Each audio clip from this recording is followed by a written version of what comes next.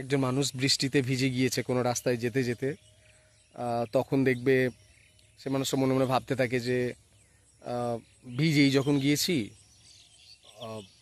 বাড়িই চলে যায়।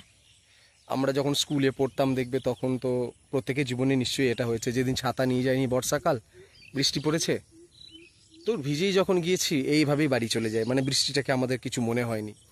তো প্রিয় ছাত্রছাত্রীরা, তোমাদের উদ্দেশ্যে আমার এই বার্তা, সেটা হচ্ছে অনেকেই গরিব পরিবারের, মধ্যবিত্ত পরিবারের, বা যারা বাবা মা চাকরি করতেন এখন রিটায়ার করে গিয়েছেন, অনেক বয়স হয়ে গিয়েছে, সবার বাবা মার বয়স হচ্ছে, তোমার নিজের বয়স হচ্ছে, প্রত্যেকের, সবাই ভয় পাচ্ছ। একটা কথা মনে রাখবে, তোমাদের জীবনে কিছু হারানোর কিছু নেই। কারণ এমনিতেই কোনো মানুষ তোমাকে এসে রাতারাতি টাকা দিয়ে যাবে না, বিশাল বড় হেল্প করবে না, তো তোমাকেই শুরু করতে হবে।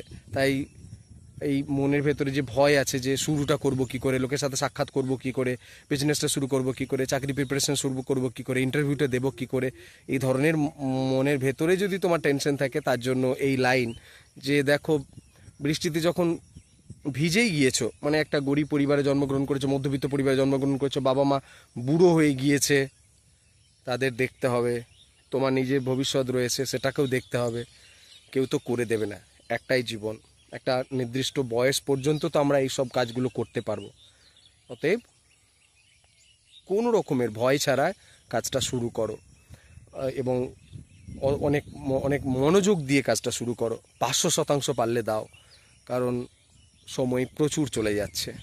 তাই ওই যে প্রথম লাইনটা বললাম যে বৃষ্টিতে ভিজে যখন গিয়েছি আমরা, জন্ম যখন হয়েছে, কর্ম তো করতেই হবে, ছেলে মেয়ে সবার ক্ষেত্রেই সমান, তো সবাই নেমে পড়ো।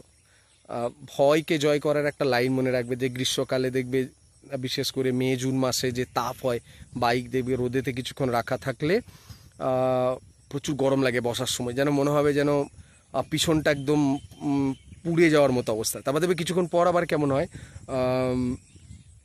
নর্মাল হয়ে যায়। তো সেরকম এই ভয়টা না, সেরকম দেখবে যখন কাজ করতে শুরু করবে না, সে ভয়টা কেটে যাবে। তাই সবাই কাজে মন দাও এবং কঠোর পরিশ্রম করো, যে যে ফিল্ডে যেতে চাইছো প্রচুর পরিশ্রম করো, পৌঁছে যাবে নিজের লক্ষ্যে। Thank you.